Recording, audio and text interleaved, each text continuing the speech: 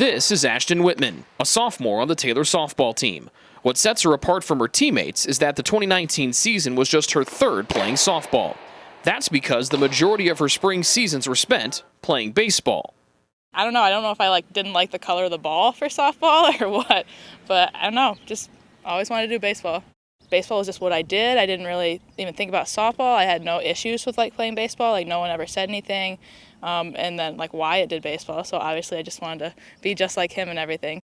Wyatt is her older brother, who concluded his baseball career at TU this past spring. The two oldest of the Whitman children were inseparable on those Michigan baseball fields. She would always stick around after I had a game or practice, and we would practice with my dad until the sun went down and doing the same baseball stuff that I did. Just growing up, kind of playing the same sport together. And then I do remember in middle school and even in high school, I think freshman year, I remember watching her strike some boys out and watching them shed some tears as they walked back to the dugout. Ashton was the only female on her team at Gull Lake High School. She says her teammates never snubbed her or made her feel unwelcome. I mean, it's such a good feeling to have to, feel accepted like any sport or team you're on.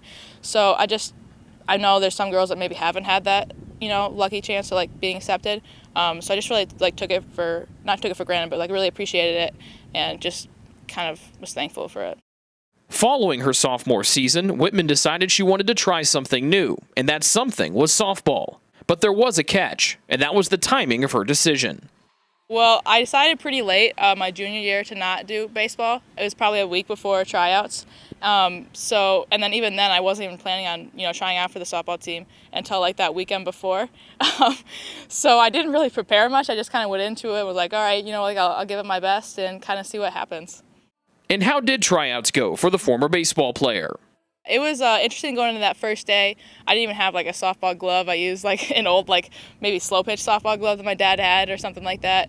And I think I sailed a few of my first throws from catcher or something.